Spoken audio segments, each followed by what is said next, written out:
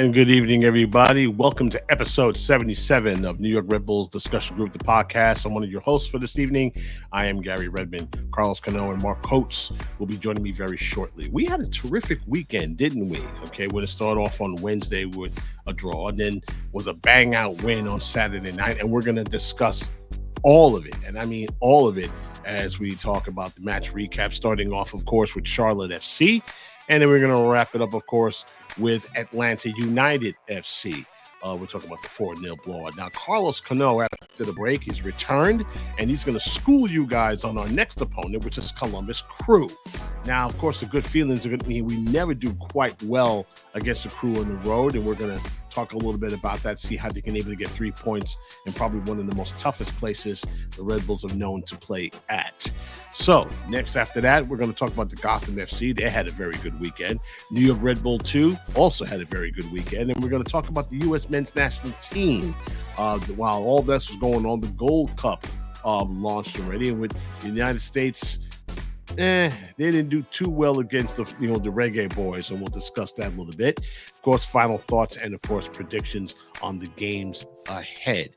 Now, of course, this is our live show, so as you know, because if you miss it, don't even sweat it, okay? The recording of this is going to be on our YouTube channel and our Spotify.com channel on the very next day.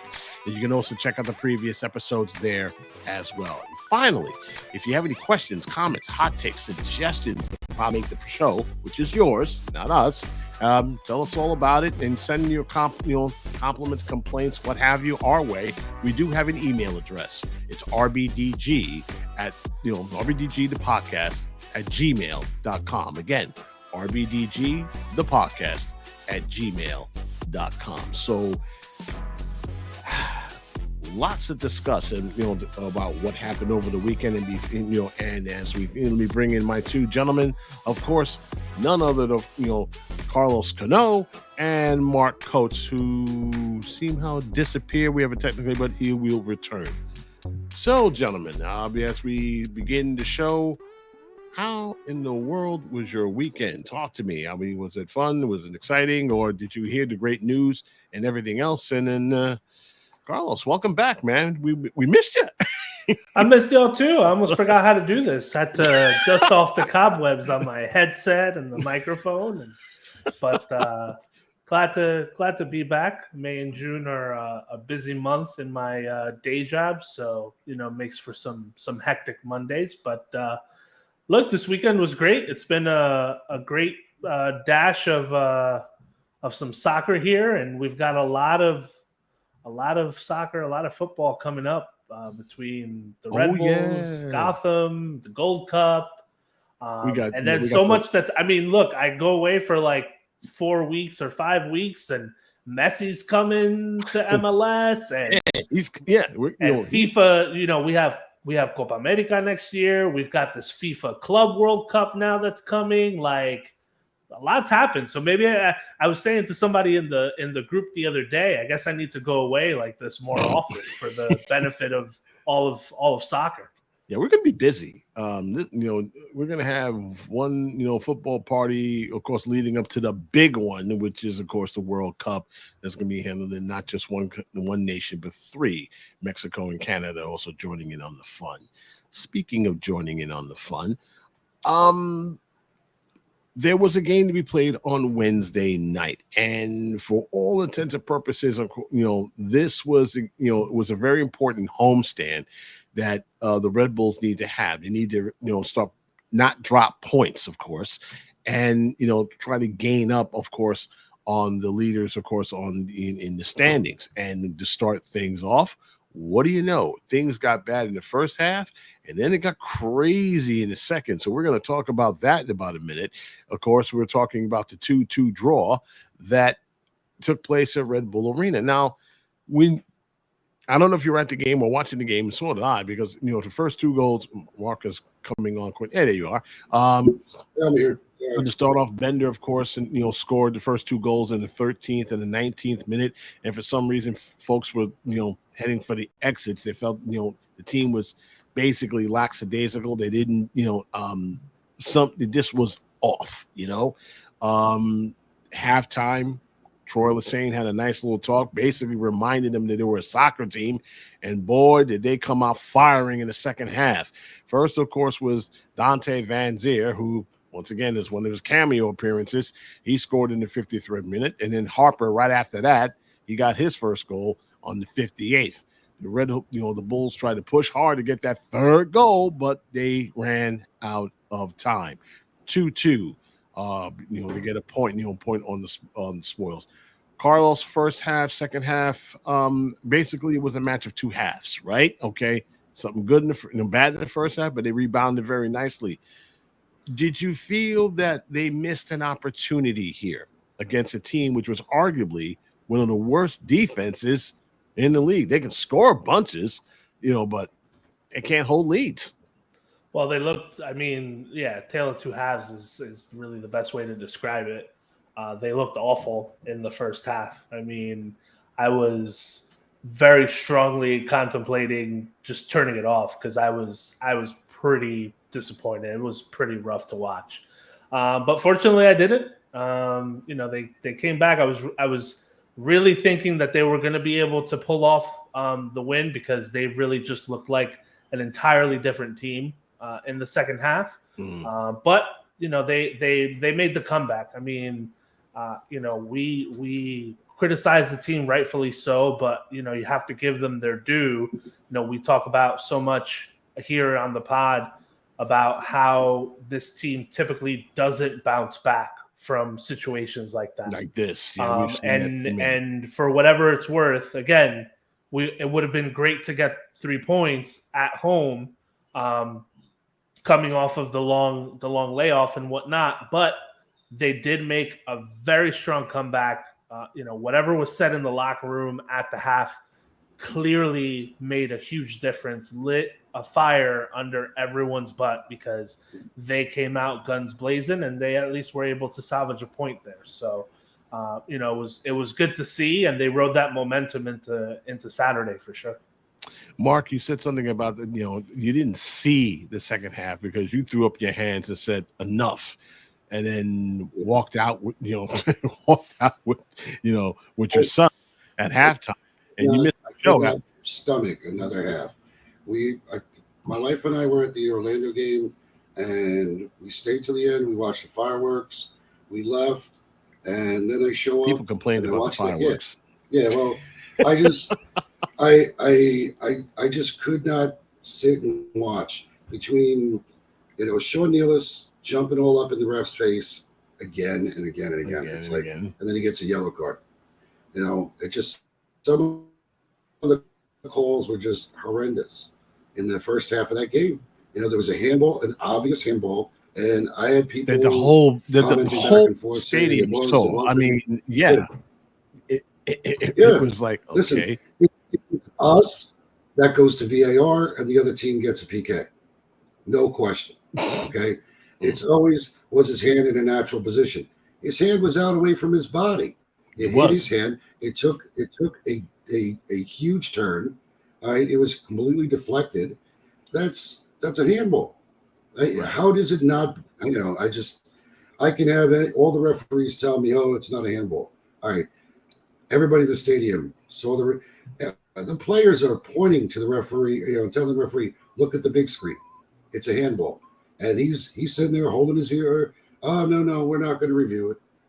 And I was just handballs in soccer are the equivalent to pass interference in the NFL. No one knows what no one can define what a handball is. There's no from people who watch people who watch the game, it's either it's not it's not ball to hand, it's hand to ball. You have to literally change the projection of where the ball is supposed to be headed. If your hand was there, it's a handball. So basically, a text definition. Yeah, how many of those did we get called against us, and then we don't get the call there?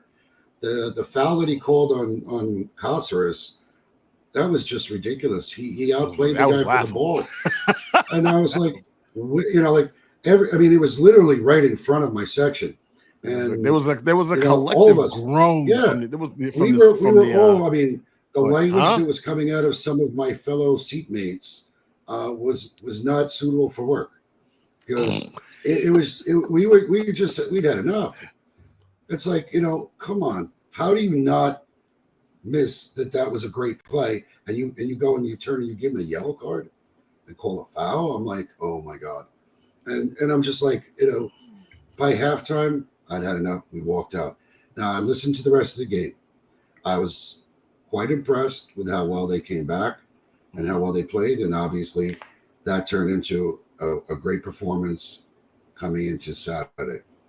Now, the only drawback was, like you said, we saw another cameo appearance by Dante Van Zier. Then he gets held out, hamstring injury.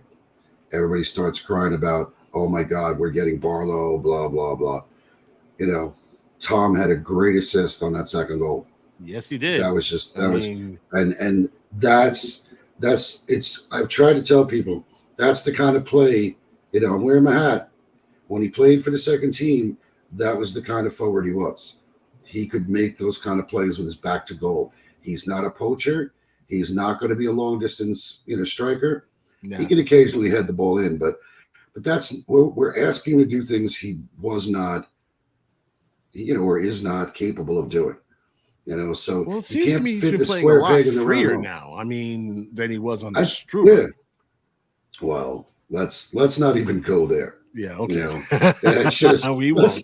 We won't. But the whole team is playing different under Struber, and I think as a great lead into one of our first topics, when Struber was first dismissed, who was the first player who came out and was actually really vocal about being glad he was gone? It was Danny Edelman.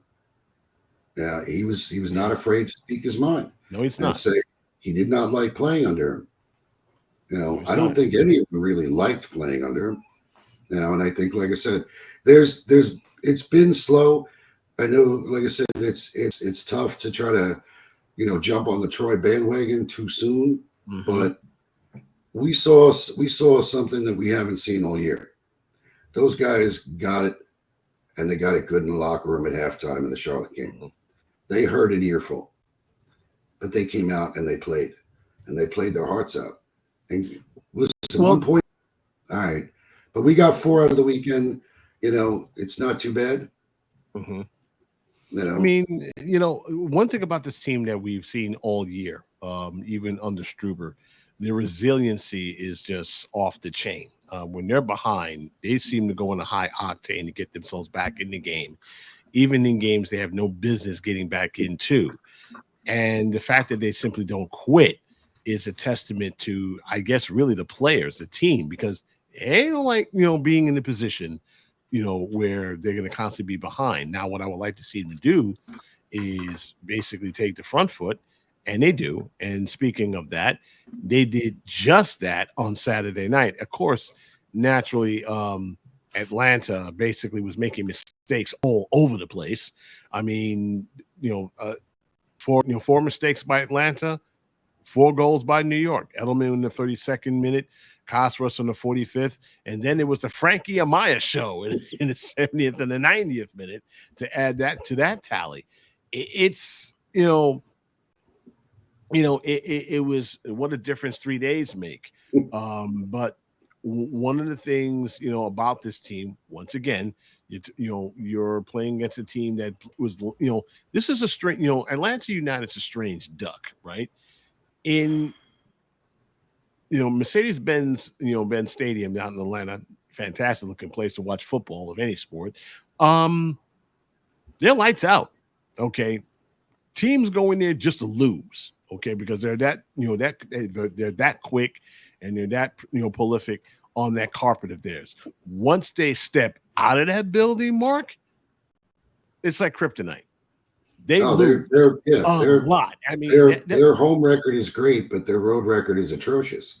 And I think part of it can be the fact that you're playing indoors, you're playing in air conditioning, you're playing on turf, and you and I share the same love for turf. Mm-hmm. So I don't know. When I was calling the thread, the first 30 minutes of the game, we had some opportunities and we weren't capitalizing, But the one thing I noticed was the build-up play and the passes between our midfield. And I was like, oh, this is unique. When was the last time we did any of this? So, I mean, and I love this. 34% possession. We just basically, here, have the ball. You ain't doing nothing with it. That's Red Bull football.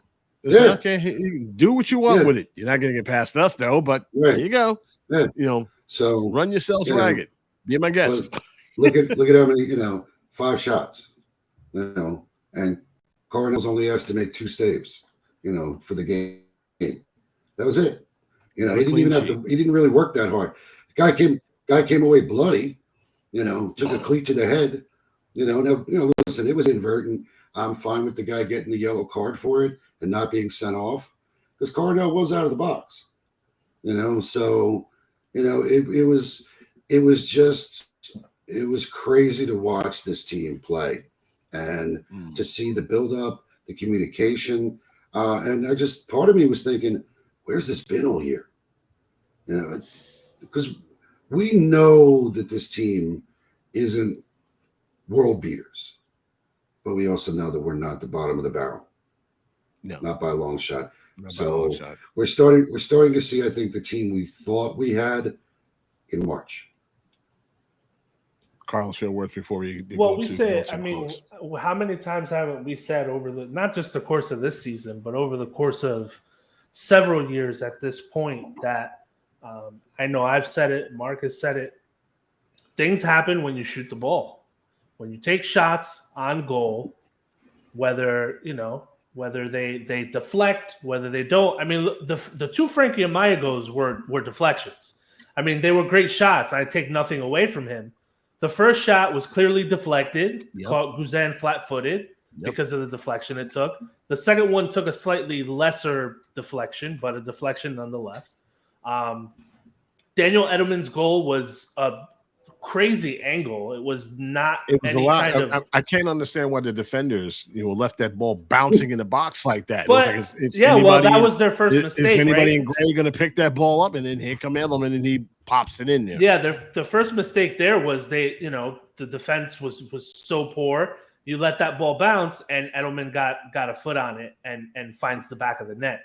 Things happen when you shoot the ball. Whether you get those crazy deflections that end up in the back of the net, or worst case scenario is it goes off the end line and you got a corner kick, and then you're able to get those set pieces. Second, you just hand it to him right, and then Barlow headed it. Headed it right back. He got Edelman headed it back, to Barlow. Barlow did a terrific hold up job. Dished it over to a streaking, streaking Caceres, and he popped it in for the second goal. After that, I just saw the team Atlanta was just deflated after that. It was like, well, you know what?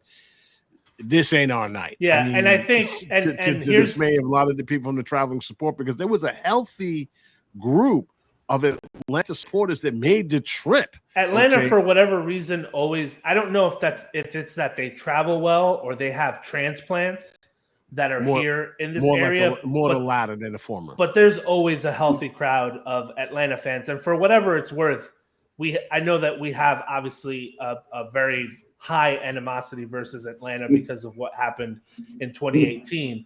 But the Atlanta, what they're wearing. The Atlanta fans themselves, I think it's more than that. It's that the Atlanta jersey. fans themselves, though, are always pretty cool. Like I know nice. Clarissa and I have been to several games where they're in our vicinity, and they're all just, they're really nice. cool they're people. So I at least give them that. It's much more pleasant than some of our. Than most people think it is. Our more heated rivals, and I will say too, we scored 4 goals, which is great. I think during the telecast, one of the commentators pointed out that in the last 2 games, I think it was about 20 or 25% of our goals for the entire season have come in the last 2 games. Like, let's think about that for a second. But let's also remember that we did get a clean sheet. For as bad as Atlanta's defense is, they score goals. Like they always have. Yeah. That's what You're they're talking about 2 teams predicated on. Yeah. and they got shut down. Like our defense shut them down. So let's give credit there too, because again, we criticized them and rightfully so, but Saturday was one of those performances that, like Mark said, like where's this been all season? And it's proof that they can do it. Like if they can piece it together for 90 minutes, this team can put some results together. Like it doesn't have to be, what we had seen prior to the break. Let me ask this question not only to you two guys, but everyone, in the live audience tonight. And this is something I really thought about. We had two results. They were very good. Again, it's arguably one of the best prolific offenses in the league, but crappy defenses. Do you guys feel that, at least should have been 6 points or 4 is enough? We just keep it going. I mean, this is, what do you guys think, and more importantly, what do you guys think, in the live audience?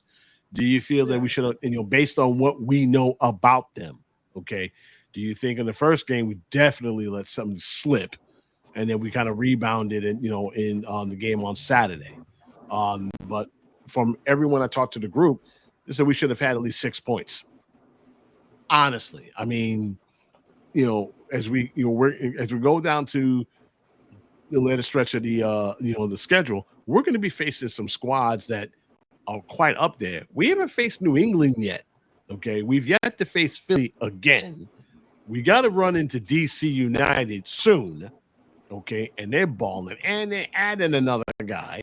One that I don't understand why they would bring someone with his character. I mean, you don't bring him in because he's a nice guy. You bring him in to help score goals. I mean, but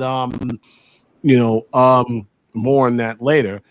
But they're going to be dealing with some very, my concern is that, okay, things are going well right now with this club. And I like the good feelings. Okay. Let's put it that way. One of our esteemed members, and of course his name is Tim Gale. He asked this question right previously. He wanted to know how everyone feel about Troy. So personally, he loves him and he wants his contract extended. That's not up to me. That's up to the end. That usually takes place at the end of the year. Obviously, when he's talking about last night, talking about Saturday, but since he's come in, the morale of the performances have drastically improved. He has the boys really firing now, and his sub seems to be impactful and at the right times. And he wanted to know what everyone's thoughts. Now, you've had some, your thoughts about this, Carlos. I'm going to start with you. Does he feel that, do you feel that he should get a contract right now, or do you want to wait to the end of the year? No, I think we need to wait. I don't see any real rush to do anything right now.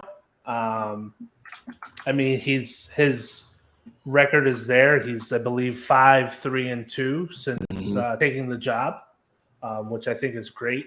I think the morale is clearly changed in that locker room, and it shows with the product on the field. But I don't see from either standpoint, from a strictly football standpoint, nor even from a business standpoint, like why you would feel the need to have to extend him right now. I think you let him play out the season, see where things go, see where things end up, and then you go from there. I mean, remember, it takes two to tango. So, of course, the team may want him, but who knows? Maybe he feels like at the end of the season, his stock goes up, and he feels like, I'm gonna go ahead and see what's out there for me and move on. So, no, I don't think that there's any need nor any real rush to extend him now. I think you wait till the end of the season and you handle that in the offseason. Mark, your thoughts? I mean, I can echo exactly what Carlos said. I mean, I don't think there's any rush to get him signed. I think it was a good move by the front office to make the statement when he was made the head coach that it was going to be for the remainder of the season. So this way there was no concern about him looking over his shoulder, wondering who's going to come in, who's going to be replacing him. And I think that we need to give him the rest of the season to really show what he's capable of. He just brought in his old assistant coach from New Mexico. Mm-hmm. So it should be interesting to see how things go for the rest of the year. But if the players obviously are taking to him, and we see that there's a definite improvement in the play, we've discussed it before when the players. Rick, if that's what your name is, you know who that is. I know who that is. when the players talked about Jesse, Mm-hmm. they said they'd run through walls for him. All right. And the guys talked about that about somebody else. I think there's a gentleman over your shoulder that's up on the wall. Guys said the same thing about him. Mm-hmm. Now, nobody said that about the gym coach, and nobody said it about Struber. None of these guys were that motivated to play for those guys. And I think that's an important aspect of a team. You can have a great technical coach. I mean, I love that Miguel always brings up that, Pep could come here and still not be able to win a cup. Okay. which is true, by the way. Well, he can't because we don't have the players to win the cup. But of course not. But that would be one hell of a test, wouldn't it? We would know how good a coach he is. See if a coach he is, right? That would be one hell of a test. Let's see you get a championship with these guys. I mean, with these balls. What can you do? What can you do with this lump of clay? But I mean, realistically, I think there has to be that connection between the coach and the players, and we just didn't see that with Struber. Mm-hmm. And obviously, I'm a Yankee fan. I loved winning under Joe Torre, but after a while it was, listen, Joe, you're a nice guy and we won 4 championships, but there's the door because we're not getting it done. You reach that time, it has to be a business and you have to say enough's enough. Now we're talking about, whether or not there's an extension.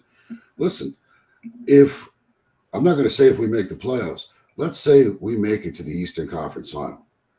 You going to hand this guy a contract? I might. I think just for that alone. I mean, for that alone, I would hand him a contract. Yeah, I would hand him a contract, and on top of that, I get this guy better ballers. Okay, honestly, I mean, if he can take the team with what we have, and the guy needs some extra players, give him some weapons. You got. I mean, I don't see what's stopping you now. To make this team better than what you have, at least give him that chance. We are the Oakland Athletic, or Oakland Athletics of MLS. Moneyball. We are Moneyball. Although we call it FC. We were calling it Struber Ball, but now we're just fizzy drink soccer. That's it.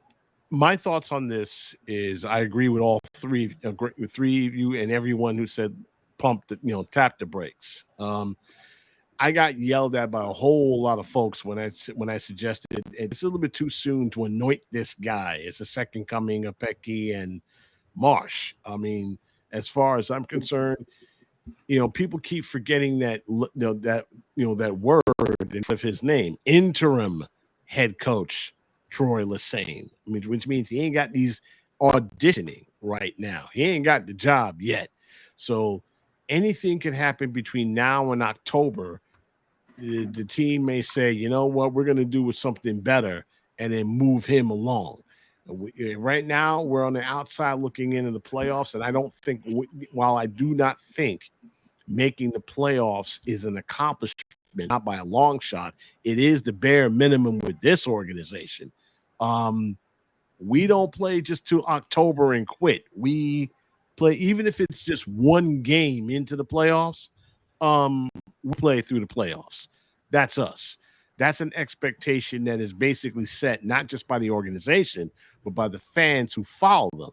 All right, they want to see an extra game or 2 or 3 or 4. So my expectation on this team really hasn't changed. And I said this in the group. That expectation is very simple. Win the game in front of you. That's it. That's all. To be honest, that's really this team is really good for. Just win the game in front of you. Win the games that you know you can win. Beat your opponents that you know that's below you in the standings. I expect you to beat them. Okay, not drop points against them like you've done hundreds of times, because that's a disappointment. But I want to see, basically, I want to see this team, make history. Despite themselves. I want to see this team, maybe play above their punching weight. Fine. Okay. But they get there. If they're able to knock out some of the big names along the way, huzzah. Okay. That makes people, sing their praises and go, well, look at this squad. I mean, everybody overlooked the Red Bulls, but now look at them. They're slaying people. But we knew that they had, the talent that shows up in flashes, right, Mark? Right, Carlos? It comes up every so once in a while. What I want to see it is I want to see it consistently. And any coach can able to bring that out of the men in these charges, especially as talented as they are. They're all not a bunch of scrubonies. I mean, really. I mean, they're good ballers. Are they the ones that make highlight reels everywhere in the ESPN? Well, they don't even do that anymore. But I mean, are they moving their names? Are they household names that move merchandise a la Messi? Well, of course not. But can they be able to play together, as a team? Well, yeah. If you give it a good college try. I mean, there are some players who right now suspect. Okay, Van Zier's one of them. Sorry, I mean, I'm getting a little tired of his cameo appearances, but when he does show up, he scores. Imagine I even asked the question, okay, what's keeping this dude from playing 90 minutes? Okay, what's the deal here? You don't pay somebody $5 million to sit on the bench. He comes out and he's got a hamstring. I'm like, okay, strength and conditioning coach needs to be, out. You can't. Part of your job is to, keep these guys healthy, in reasonable form. If he's out of shape, I want to know why. Okay, especially after all this time he's been on with this team, suspension included. Okay, I want to know why. Okay, I want to know why we haven't seen. We already know the answer, but I look at a team with him, Lou Morgan, Lou Keenis, all on the pitch at the same time, all in high cylinders. Now imagine how many goals we can able to, okay, including, Corey Burke, dangerous as he is, cutting into the defense, causing havoc, with defenders, opening things up. If it's not him, we throw Barlow in there with the tired legs and run him ragged, run them ragged. Imagine how many goals we would score with all three of these guys on the pitch. It hasn't happened yet. So right now I'm waiting to the end of the season because honestly, guys, and I agree with you, Carlos, Mark, the sample size is too small. He just got here. I mean, honestly, I like what I see so far, but if he's able to take this team to the playoffs, that's a win to me. Maybe not to everybody else, but that's definitely a win to me. Because this team was a mess internally and externally, and it's nice to know that somebody, nice to right the ship, which was something that was needed to be done. So far, he's done that. He's right the ship. Let's see if he can take it the rest of the way where he earns himself a contract. I think they're going to give it to him at the end of the year, but my concern is they'll just give him the job and nothing else. We're going to lose some players before the end of the year. JMI is looking, Europe, looking more and more going to Europe. Okay, we're going to lose Caceres sometime between now and October. We're going to have some different players coming in, like it or not.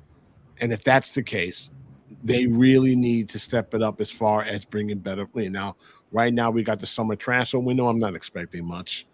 We never really expected much in the last, few seasons. But it would be nice, very nice, if the organization can follow through, guys, and give this guy some weapons for him to really make a play, really make a strong statement. This team can really make a strong statement, because right now I don't see Lewis Morgan coming back before the end of the year. It's going to be a while. Maybe he'll come back in September, October. I don't know. That would be nice, but then he's got to get into the groove of things. Van Zier, on again, off again, on again. I mean, this is getting a little nuts. I'd like to see some consistency. We talked to him. He wants to get in there and ball, but hamstring injuries are tough. I mean, your sole purpose is running. You can't, and muscle in that leg is saying, nah, you ain't running full speed, bro. That ain't happening. Well, unfortunately, I think this has just been the case for the last several years. So we don't go out and get anybody in the summer window, But here's something interesting we haven't touched on the last couple shows, but we've seen Ronald Doncourt come on for our team. This kid came out of literally nowhere. He was signed early on this season to Red Bull 2, but he was given a first-team contract. And nobody knew who this kid was. It was, right. Where did we find him? And he was, the first couple games he played for the second team, I was watching him run. His presence on the field, he knows where to be with the ball. He knows where to be without the ball. And I was just, his soccer IQ is pretty high. Yeah. And that was evident Saturday night because he's in the 6-yard box with the ball. Most guys try to take a shot. He lays the ball off, gets it to Frankie. Frankie puts it in the back of the net. All right. And he's got the pace that drives defenders nuts. But you can't. He really does. He's fun to watch. Yeah. And he's young, he's energetic. And to watch him play Saturday, and then he played a full 90 last night. With the rain delay. It's so is he going to be one of the ones that's going to take somebody's place?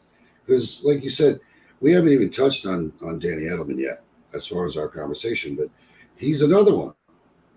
I mean, he's possibly someone who could be gone at the end of the season. He could be gone sooner. We don't know. But he's getting looks. Tolkien's getting looks. I agree with you. I don't think Caceres is here at the end of the season. He might not even be around. No. So who fills those roles? That's going to be the question. I don't see too many guys down at the second team like Doncourt that's going to step up. I mean, we have some guys who can run.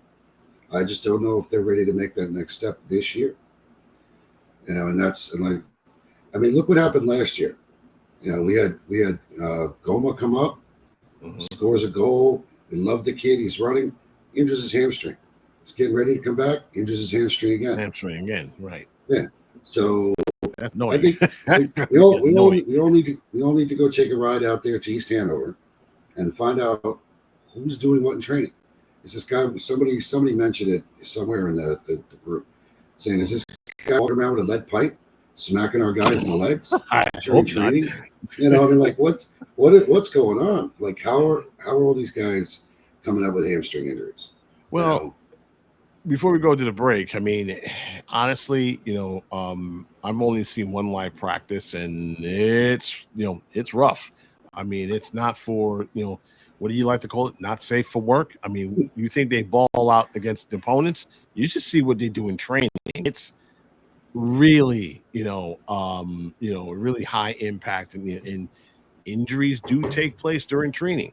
But you got to wonder if many of these players that come in are durable, and that's a concern for everyone involved, not just the media covering, but fans and supporters as well. I mean, so far we like what we see, but of course there's a big game coming up on the horizon on Saturday, and Mr. Cano is standing by to school you guys on whether or not we can actually finally get a win at, what do they call that place now? Lower.com Field.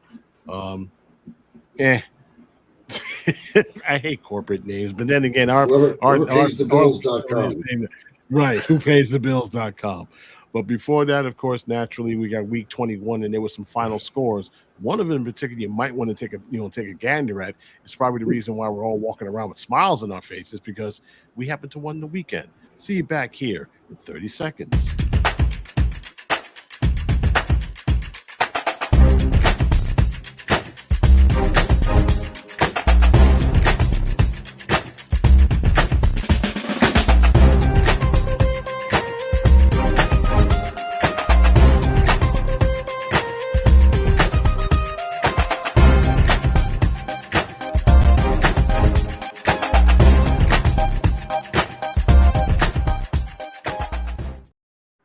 All right, on Saturday, the Red Bulls take a quick little trip over to the capital city, Ohio, and now it happens to be Columbus. And they're going to take on, of course, the Columbus Crew. Now, the last time we won there, it's been a while, Carlos. I mean, I can't remember the last time we did win up there, but we've got a match that, we got a match that dealing with two teams that had the worst defenses in the league. But now you're going to go up against one of the squads and have one of the best. Yeah, I mean, if we're talking about the last time the Red Bulls won in Columbus, that would be 2021 in October. They won 2-1. The last time they got a victory up there. So Saturday night, July 1st, 7:30 p.m. kickoff for the Red Bulls versus the Crew in Columbus. Columbus is strong. They're sitting in 5th place on the table. They're undefeated in their last 5 matches. Not really much in terms of injuries, so they come with a pretty full and healthy squad. They have Will Sands, who's out with a tweaked knee, but otherwise they are in full form and ready, of course, to receive us. We all know, obviously, the long-standing history between the Crew and the Red Bulls, so it will certainly be an exciting match for us, for sure. And hopefully we can come back with obviously at least the point we always talk about, especially when they go on the road, that it would be great to come back with a point. But why not all 3, especially given the momentum that this team is riding into this match against Columbus? Willifred was a coach in Montreal, and he was doing well, but apparently he and Joey Saputo didn't mesh as far as getting another contract or so he left. And now whenever Montreal's loss, of course, naturally is Columbus's gain. And he's working miracles down there, Mark. He hasn't been in the league very long. Of course, naturally, neither, has Troy. But do you see a matchup between the two brain trusts giving Troy an advantage here? I mean, despite the fact he spent most of it in USL. I don't know that it gives him an advantage, but I think that Troy had the opportunity to be the assistant coach all of last year, and obviously he worked through the off season, and now he's got his old assistant coach working with him here with us. So I think that starts to add a little stability to his bench, and I think to his ability to run the game. So as much as I would love to say, yeah, let's keep this rolling, let's get 3 points, if we come home with a draw, I'm fine with it, as long as we look like. You may be fine with it. There's a whole lot of people that aren't. But listen, we always want to see a win, okay? And we I harken back to last week's conversation with Miguel about the whole pro-rel argument, and our system doesn't make every game as important. And it brought up an interesting point last night at my dinner table. If you're in a league where, let's say, there's 20 teams, like let's say the Premier League, if you're in 11th place and there's 4 weeks to go, you're not gonna be relegated. You're not gonna even make Europa Cup qualification. What do the last 5 weeks mean to you? They mean nothing, right? Because you're out of everything. You're not going down. You're not going up. You're really not going to. So what difference does it make? Now, my wife, of course, points out that the Giants happened to be in that situation the last game of the season when they played New England on a Sunday night prior to the 2007 season ending. And that's not entirely true, because if you want to stay on the roster, you're basically playing for your jobs. But well, go on. The Patriots were 15-0, and Brady was like, "Oh, no, tell them to rest their starters. It doesn't matter. The game's meaningless." Right. Because the Giants weren't going to go up or down in the playoff position. They were locked into 5th place. That's where they were going to be. So, the idea that we settle for a point on the road, yeah, if we come home with a point, all right, we didn't lose. Of course we want to win. Mm-hmm. And against Columbus, of course we want to win. Every time this team hits the field, we should be down in the field. Yeah, we're having some audio problems, folks. I'm going to check. Maybe pause for better. Okay. Yeah. Sound like you were underwater there for about a second. Well, unfortunately, out here in New Jersey, we've had some power failures, and I'm sure that the Verizon network isn't working. Yeah, the Verizon network is not happy. I thought my wife was going to have to take a raft home from work. I was watching the radar, and it was just like orange and red for about an hour and a half. And she said, "Look, she's like, there's just a river flowing down the highway." So, but yeah, like I said, it's just you never want to walk on the field thinking, "Oh, we're okay with a draw." Nobody should ever walk on the field with that ever since, and I hate bringing this up whenever you got bring it up. Whenever guys are in Europe, they misconstrue the way MLS is. Look, okay, he said losing was simply losing was accepted in MLS. No professional ever accepts losing in public or in private. Okay, it just doesn't happen. Just because we don't have promotion or relegation, saying that there's no consequence of it, I guarantee you, be on a team in last place for about a bit. Okay, and I'm talking Chicago Cubs, lovable loser, last place for about a decade, and you see just how how you like to accept losing at that point. Nobody does. No fans, no organization, no player likes to accept losing. Okay, that's number one. Number two, fans find out real quick, okay, how physical and how difficult it is to actually win in MLS, because the more teams come in, that window of opportunity to win a championship gets smaller. So now, along with Struber, there are a lot of coaches in the big markets in MLS lost their jobs, okay? They got jettisoned, okay? So they're replacing with new guys. So while some people like to, make that assessment about not caring, okay, fans, maybe. They're fickle as a teenage girlfriend. But when it really comes to professional ballers, unless you're paying these guys a ton of money, okay, not to care, they do care. Okay, so whenever I hear that from even guys in our own group, I call that nonsense. It really is. Okay, we talk to players all the time. Even when Red Bull 2 couldn't even buy a win, remember that? Okay, I saw the frustration in their faces. Yeah, they smile for the cameras and say everything is cool and whatnot, but I bet you they're cursing like a sailor in the damn locker room because they're wondering what's going on, what's wrong.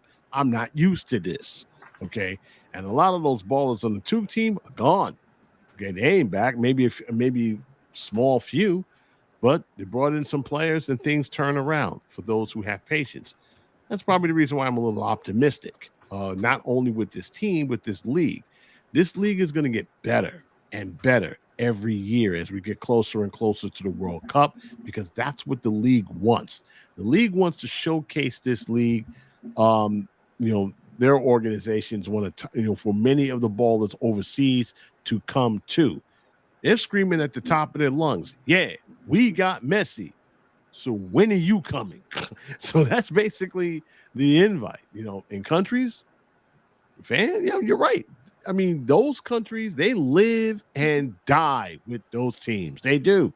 They really do. Us, not so much. And it's not the fault of Major League Soccer. We're just not a soccer nation, Mark. We're really not. Okay. To a lot of No, folks, we're not. We've heard talked about stories the where whole thing fans about, commit Metro New York. suicide after lost to a I rival. know. Okay. Because they And can't you deal look with the shame. Look at how the Mexican fans from the U.S. Mexico game, in Vegas. Was it 2 weeks ago? A couple weeks ago when we played against Mexico. Another You're looking reason. at right. You're looking at fans He's who 100 are years old, fanatical, including the one he follows. That yeah. Well, there you go. All right. Listen. I told you I became an Arsenal fan because they had it on the ES network when I first started seeing them. I'm like, oh, this is pretty interesting to watch. Of course, it was fun to watch on replay for them. So you have these people that grew up on this small little island, that's about the size of what? Pennsylvania? And you have how many soccer teams that share stadiums that are right next door to each other, and they have had storied rivalries for decades. Of course, their fans are upset when they lose. Not decades, generations. Yeah, well, but that's you look at the Leeds fans that went nuts, right? My father, and my father's father, and my father's father, and right. my father's father hate this team. That generation. Yeah, like great grandpa hated your team, and I'm going to hate them too. But that's we're 27, 28 years old now, and some of these teams obviously didn't exist before last year. St. Louis, hello, you have teams that haven't been around 10 years. Nope. I mean, Philly's been what, 11 years, 12 years, almost something like that.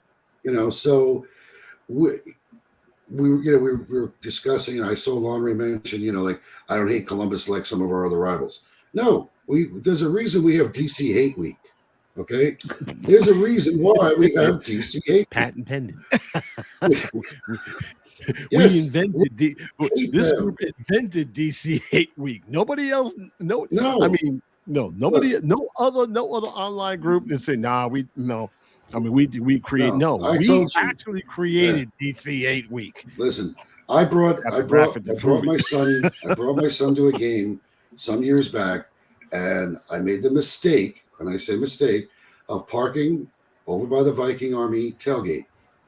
And I walked with my then 8-year-old son past all of the people that I'm now friends with, and they were all screaming the expletive DC United chant. So, see, I was good. I didn't drop the bomb. So as we walk in, this is what my child walks in the door. As soon as we get home, Mommy, do you know what I learned tonight? And I just said, oh no. God, I'm never going to be able to take my children to a soccer game again. I said, she's going to murder me. But that's how deep and how much hatred there is for that squad. Do we share that hatred and that same passion for every team? No. We don't we were talking about Atlanta. No, they have our 5 stripes, which they shouldn't have. Okay. We beat them in their first ever game. 5 stripes, basically striped uniforms. And then black. I mean, they can choose any. They can choose any particular color, red and black. And it's our uniform they're wearing. They have not won in our building. Maybe that's karma. Yeah, you can take our colors, but you'll never take 3 points from us. No, you're not going to do it. Not at home. I'm worried about the day they do. That's just it. They'll be like a Vic that can party in the streets. We finally won the game at Red Bull Arena. Hooray! It might come 5 years from now. I mean, Guzan may be using a walker to get out to the field, but that's. I love the fact that Tom Barlow scored his first professional goal against Atlanta. All right, and it's because they have chronicled on one of the video clips that they put together of Tom doing his goal celebration. And his goal celebration was as a result of having a conversation with my kids and their friends when they were escorts at Red Bull 2. Because he was talking to them and said, oh, what should I do? What should I do? So they gave him some ideas. And wouldn't you know, he did it. So people wonder why I love the guy, because he's a great kid. I mean, I know he's in his like late 20s now, but I can't get over the fact that we don't have to have this hatred of every single MLS club. We don't. You know, no, we hate the ones we're supposed to hate. Okay. Do you like? Do you know? There's the three of us. Does anybody here like DC? No. No. Does anybody like New England? No. Kind of. Like they're more of the friendlier side than friendlier side. I mean, Gary, go away. Okay, Gary, go New away. England. They're more. Okay, I got something. Okay, hold on. Put the bats down for 1 second. Okay. Put the handbag for a down hockey stick or something. You know, we do have some. You know, I do have some friends who are New England. You know, supporters. I mean, they bring it like all the. No, they bring it like. You know, like nobody else. But as far as absolute drop dead hatred, nah, they don't come anywhere close to DC or maybe Philly. I can't stand Philly. You got to think that Atlanta's now in the top 3. Okay. You know. Okay. Do they replace Columbus? I'd say Columbus is 3A. You know, because it's a really you could cool toss peeps, a coin, but we hate their squad. That's you know, cool peeps, but I hate it. I tell them all the time. Yeah. Love your city, love your town, love your people. Can't stand your team. Your soccer team. No.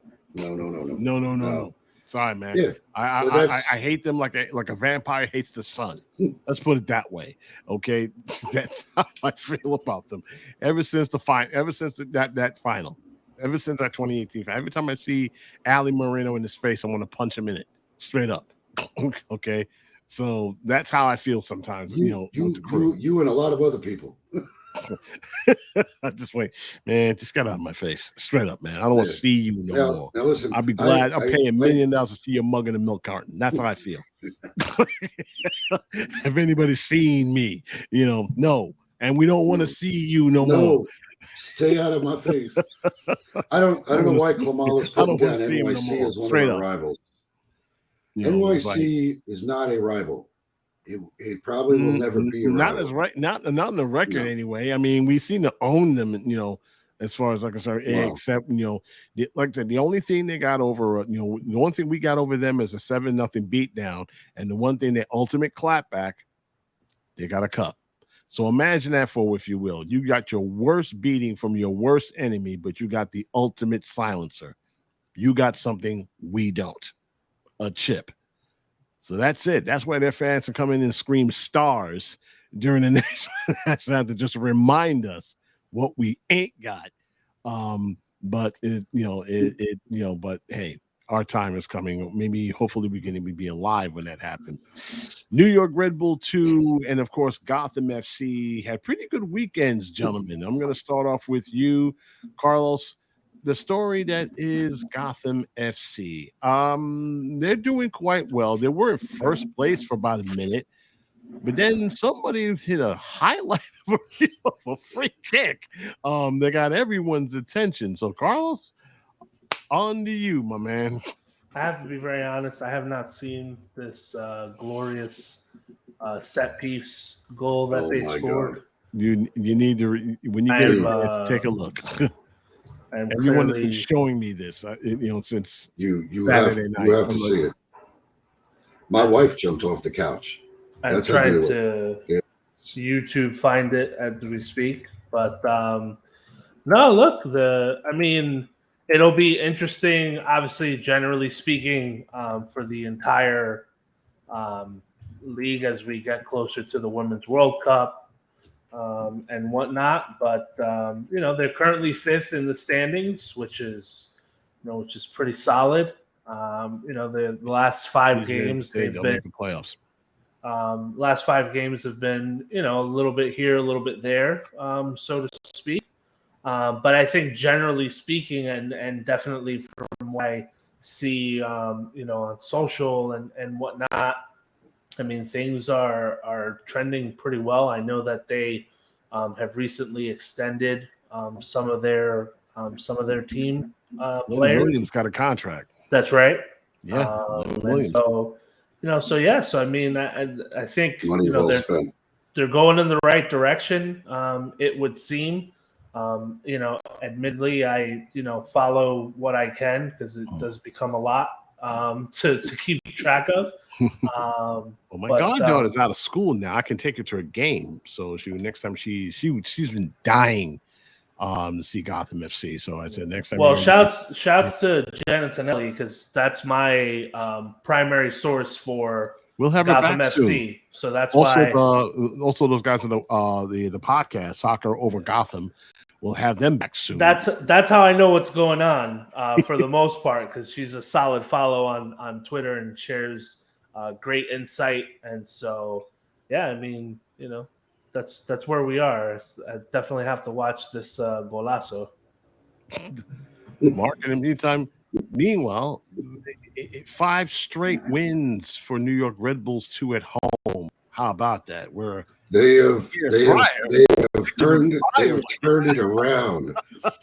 So I unfortunately, like I said, due to weather, I did not make it out to the game last night, but it was quite a match. I have our recap here. In an exciting soccer match, the New York Red Bulls 2 emerged victorious against FC Cincinnati 2 with a 3-1 score. Game was filled with thrilling moments, impressive performances of both teams. They also had a rain delay, which did cause an issue with no cover. Yeah, run for cover because you don't want to be in aluminum seats when Mr. Lightning's around and wind up looking like Wile E. Coyote. I mean, exactly. No. All right, so Red Bull 2 seized control of the match right from the start. Frank Sabufu wasted no time, found the back of the net just 30 seconds into the game, giving the team the early lead. By the way, that was the fastest goal ever scored in Red Bull 2 history. So that was quite a little feat. However, FC Cincinnati 2 showed resilience, managed to equalize in the 21st minute. Ben Stitz scored a goal, leveling the score, keeping the game competitive. There was the break during the delay. However, the lead remained for just a short time. New York quickly responded to Ibrahim Kasol, and you're going to hear that name a lot coming up. I think comes after the summertime, September. I think this guy's going to be up with us. All right, he scored the 25th minute, put the Rebels 2 back in the lead. I believe he's the leading scorer on the team. I'd have to double check, but I think he has really come on in the last 6 weeks. This is somebody we're going to have to watch. All right. As the first half progressed, the New York Red Bulls 2 continued to dominate. Davey Alexandre extended the advantage of the 40th minute. That's another baller we need to keep an eye on. I like him. I really like him. That was the third goal to give us the 3-1 lead. It ultimately secured the victory. They did have a 2-match losing streak. Technically, we did not lose the second game because of those silly MLS Next Pro rules. It technically is a loss because you lost it in penalties. I honestly, for those who don't know, each team gains a point at the in the regulation, and you get another point if you win the shootout. So that's how that works. You don't walk away with nothing. So what you do wind up, it's like, okay, if you win in the shootout, you just get an additional point, but the losing team gets one. That's the most ridiculous, arrangement I've ever heard of. It's like hockey. Hey, it works, right? It's like hockey, but it works. I didn't know. That's how they got it. If we, when we talk with Miguel and he talks about how the ridiculousness of our league has gone over the years.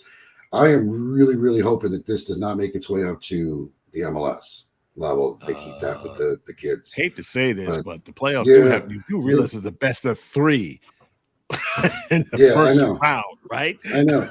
It's gonna be more of the stupid. That's a throwback to the 96 days when you played 3 games. Yeah. you played 3 times in the playoffs, which is nuts. So my guess is you're playing Monday, Wednesday, Sunday? If the third, but the first team basically would, how it works is the first team with 4 points moves on. So that's how they work. And I do have to apologize to some of the younger set. NYCFC has definitely supplanted DC United as a public enemy number 1 as far as the fan base is concerned. Some of the old cats like me, We're not budging from that. Sorry. It's DC United and always DC United. But I'm going to say, you know what? You're right. There are close. You see, there's a difference between a rival and a drop dead enemy. Yes, NYCFC is our closest rival. They are, no without question. They definitely have the hearts and minds. Well, they don't necessarily have the hearts and minds in the city. They're pretty much as irrelevant as we are, as far as I'm concerned, because nobody outside their fan bases even talk about them. But when it comes to DC United, they're getting better now. They're getting hot now. And if we ever face those guys in the playoffs, the venom will be off the chain. Okay, I call them. We've had history with those dudes. Okay, and their fans. And they love to bring the noise. They love those. I like to call them the quote unquote those bastards in black. They showed up and they like to ruin everybody's party. But I will concede, okay, right here on air, I would concede. Yeah, NYCFC. Oh yeah, number one rival, without question. I mean, I see it every day in the group, without question. And we have yet to face these dudes in the playoffs. But then again, if the season ended right now, we ain't going, and neither are they, because we're above them right now. So it feels good. Anyway, besides, we won the weekend. I don't really care about that. Let's talk a little bit about a couple of things here. Tom knows. Let's talk a little bit about while all this was going on Saturday, the United States men's national team played against Jamaica, ended in a 1-1 draw. Thank you very much, Mr. Vasquez. Otherwise, it could have been very, very different, guys. I mean, Jamaica scored from walked up and punched the United States team in the face in front of everybody in Chicago. And if it wasn't for a certain penalty kick that was saved, the recap would have been very different. So I got to ask everybody here in the live audience, and of course you guys, is it time to panic on the Gold Cup? Time for us to get a little worried about them not making out the group. They play St. Kitts next, which lost to one of our old friends, Trinidad and Tobago, in a very close match. So, should anybody down for the red, white, and blue be nervous? I don't think we should be nervous, but I mean, listen, they're a solid squad. We don't have everybody that we would be bringing to the World Cup. This isn't, I won't say it's a B squad, but you can't say it's our A squad. You can't bring there are some guys that aren't played there. in Europe. They went into a tournament that made no sense. So I don't understand why right. But first of all, I got a problem with the Gold Cup as it is right now. Shit. Why we're playing every 2 years? That makes no sense. But hey, it's CONCACAF. We don't make what the do you rules. want to do? Yeah. I mean, no, listen, you do what they tell you to do is basically what it comes down to. But I don't think we have to worry. I would be worried if we you can't die. She said, if we lose the St. Kitts, I'm dead. No, you don't. No. Not after the damage you caused in the last podcast. No. I need you. Oh, no, you don't. We can't even say that word anymore. No. We're not allowed to say that word. You can't die me on that. No. But I don't see us losing. I don't think we need to take any opponent lightly. And I think we were discussing that prior to coming on the air, that while I honestly think that, based on your point, it was a horrible moment. Yeah. It was a horrible moment. We're still not hearing the end of it. We are still. See, here we go. But how long was it? Almost 9 years ago? We still haven't heard the end of it. And nobody's going did to you? Until we win the World Cup. And I'm saying this out loud. Until we win the World Cup, that game should never be forgotten. It just shouldn't be. It was the catalyst for what got change going, and we discuss. We discuss. I know you guys talked about it last week with Berhalter. Thank you, 6 years ago. Yeah, but just I don't know. If we go out, we play the game in front of us. That's the opponent that's in front of us. That's what we do. Yeah, Carlos, do we have anything to worry about against St. Kitts, or are we just simply going, we ain't got nothing to worry about? I don't I'm not freaking out. I didn't. In watching that first game, I mean, Jamaica's obviously one of the more formidable opponents, I think, in the tournament itself. Jamaica, I think, is always, I don't want to say giving us a hard time, but they're always there. Like they're always going to hang other squads we know in the region with us. So I mean, no, I don't. I wasn't worried. I mean, obviously, you want to get started off with a win. To be honest, I think some of my, I guess what I scratch my head at is, again, Nations League was one thing, and you have the A squad out there for a tournament that, I mean, what is it really? I mean, it's so new and it's great. They raised, the trophy and all that fun stuff. And then you had everything that happened with Berhalter, getting so then I'm in my head. And he returns, like, by the way. Yeah, but he returns. But why is he not coaching this squad for the Gold Cup? And look, I have nothing against the interim who won Nations League. Like, he took the job and ran with it, did what he had to do. But there's a part of me that's like, okay, like the Gold Cup has always kind of been that proving ground. So in the region, why is it the newly re-signed, brought back head coach not coaching this team during the Gold Cup? Like, shouldn't this be your opportunity to see what you have to work with going into 2024 for Copa America and then going into the World Cup in 2026? Oh, that's cold. Berhalter's returning from parental leave. That's the last. This will be the last time I see with a fake name, man. So I mean, last show I'll see with a fake name. To answer the question, am I freaking out? No. I think the team is more than capable to get out of the group and to make a run in the tournament. All right. We're also running out of show. A couple of shout outs. Connor Doolin, happy birthday out to you. And of course, the one and only, the great Ansley Binder. She's celebrating an anniversary with her husband. Happy anniversary out there. Of course, our next show is next week.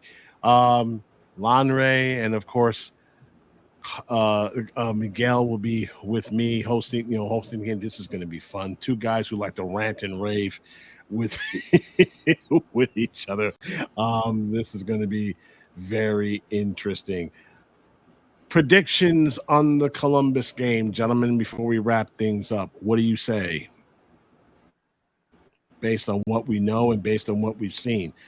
I'm not putting anything on the 4-0 win here. We're facing up a very good team who knocked out Nashville of all squads. So they're rolling right now. They're rolling deep. So what are your thoughts, Carlos? I'm going to start off with you. My history with predictions on this podcast have not been very good. So at this point, I'm gonna go. I'm gonna go 1-1 draw. Okay, Mark.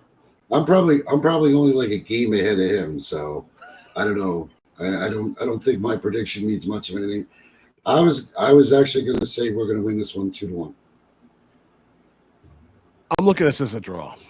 Okay. The reason for it is that I see, as long as their defense is up, and really keeping up with that team, I think they got a chance to maybe steal one. But ultimately, I don't think they're going to be able to contain, the Crew's offense. It's just that good. I mean, even if they lost their number one weapon, they're still able to bang in some goals. So maybe I'm looking at this maybe as a 1-1 or a 2-2 draw. That's just my way of thinking. I don't know what everybody else thinks, but even a point out of that place is good enough. If we can steal a win, even better, because it moves us up in the standings, because that's going to be a big game. So, as I said before, next week, it's going to be next week is going to be a fun one. Of course, we have two of the guys who like to rant and rave a lot. Monterey Batman, and of course, Miguel Nunez next week. They're going to be joining me, and I want you guys to join us as well. For those of us who join us in the live telecast tonight, thank you guys so much. You guys really make it happen. We always do this for you. Putting this together for the group has always been a honor and a privilege, and we love you guys for your support. So next week we're back, and of course we're going to review the Columbus Crew game, and of course our next opponent, which we're not far away from. I think we take a break for about a bit before the Leagues Cup, but that takes place in either July, if I'm not mistaken. Looking for the schedule. Yeah, it's going to be a while before it's New England. It's going to be weird. And yeah, I got to take a trip up there soon to see some of my friends. So, wow. 4 points this week was nothing to scream, but now things get a little tougher against Columbus, and we'll see what happens on Saturday. Till then, for Carlos Cano, Mark Coates, thank you guys very much for coming along. We will see you next week. Until then, goodbye for now.